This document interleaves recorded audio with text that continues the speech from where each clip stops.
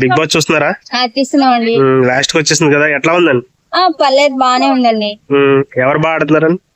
అంటే నిఖిల్, ముక్క అవినాష్ వస్తారని ఫస్ట్ సెకండ్ లో అనుకుంటున్నాం. ఓకే. అంతే. గౌతమ్ ఆట ఎలా ఉందండి? గౌతమ్ అంటే నార్మల్, ఆయన వచ్చే ఛాన్స్ లేదని ఛాన్స్ అనేది లేదు కానీ నిఖిల్ ది ముక్క అవినాష్ వస్తారని అనుకుంటున్నాం.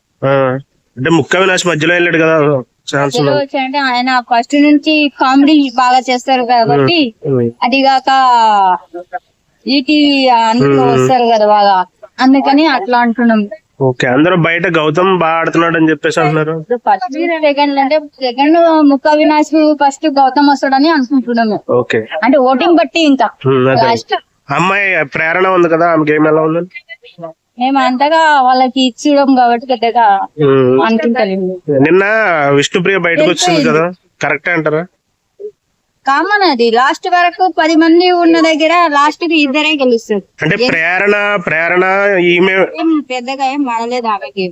అంటే ప్రేరణను పంపిస్తే బాగుండు ఈమె కన్నా అని చెప్పేసి అంటున్నారు కొంత. లేదు లేదు, ఈమె కరెక్టా? ఈమెనే కరెక్ట్. అంతకుముందు రోహిణి ఆట, ఆమె మొన్న రోహిణి వెళ్ళిపోయింది కదా. మామూలుగానే ఆడింది ఆమె, ఆడేంత వరకు ఆడింది. ఓకే. ఓకే. సో విన్నర్ అయితే వీళ్ళిద్దరే లాస్ట్ అండ్ ఫస్ట్, నిఖిల్, ముక్క అవినాష్. ఓకే. Thank you.